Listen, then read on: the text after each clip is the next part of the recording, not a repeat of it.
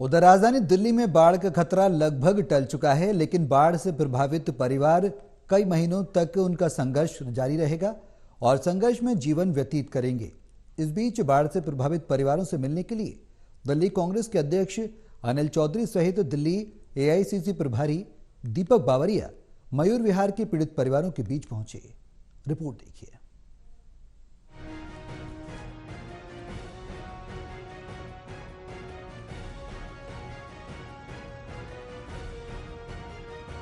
राजधानी दिल्ली में बाढ़ का खतरा लगभग टल चुका है, लेकिन बाढ़ से प्रभावित परिवार महीनों से संघर्ष का जीवन व्यतीत कर रहे हैं। इस बीच बाढ़ से प्रभावित परिवारों से मिलने के लिए दिल्ली कांग्रेस के अध्यक्ष अनिल चौधरी समेत दिल्ली एआईसीसी प्रभारी दीपक बावरिया मयूर विहार के पीड़ित परिवारों के बीच पहुंचे और परिवार से मुलाकात कर भोजन वितरण किया। साथ ही सरकार की तरफ से लगाए गए राहत शिविरों का जायजा लिया।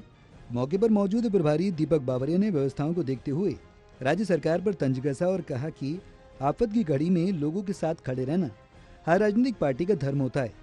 उन्होंने कहा कि कांग्रेस हमेशा गरीब पीड़ितों के लिए काम करती रही है और अभी भी कर रही है, जबकि रूलिंग पार्टी अपना काम ठीक से नहीं निभा पा रही। सरकार की तरफ से दी जाने वाली सुविधा जनमानस तक नहीं पहुंच पा रही। सिर्फ और सिर्फ इस समय भी लोगों के साथ शर्मनाक तरीके से बर्ताव किया जा रहा है। मैं समझ रहा हूं कि ये आफत की घड़ी में लोगों के पीछे खड़े रहना, उनके लिए मदद जोड़ना, वो हर पॉलिटिकल पार्टी का धर्म रहता है और कांग्रेस पार्टी सालों से निभाती रही है।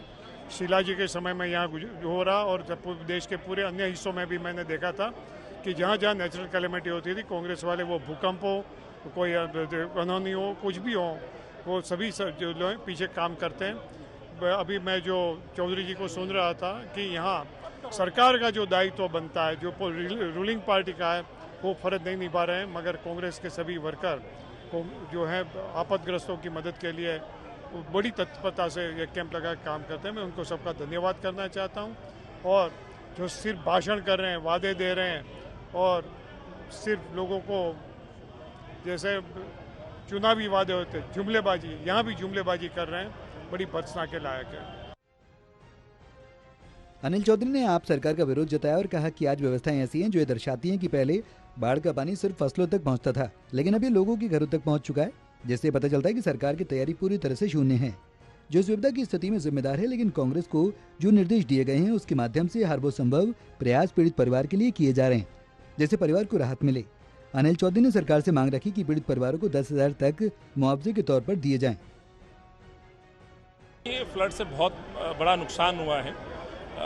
अब तक जो पानी आता था, जो यमुना में, तो जो बेले में मजदूर थे, किसान मजदूर, वो भुगतते थे, लेकिन इस बार कॉलोनियों में भी पानी गया, आम जनमानस परेशान हुआ। 6 जिला इफेक्टेड है।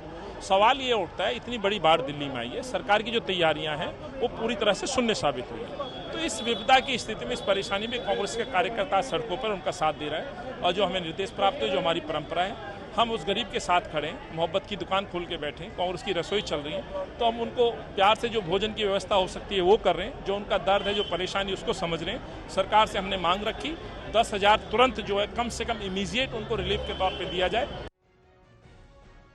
बहरहाल दिल्ली कांग्रेस का आरोप है कि केंद्र से लेकर राज्य सरकार तक पीड़ित परिवार की सहायता करने में नाकाम है, लेकिन कांग्रेस इन परिवारों के लिए तत्पर खड़ी है और हर उन सुविधाओं के माध्यम से राहत पहुंचाने की कोशिश कर रही है, जिससे बाढ़ पीड़ित परिवारों को सिर्फ जुमला नहीं, सहायता मिल पाए। रिया राय, टोटल टीवी, दिल्ली।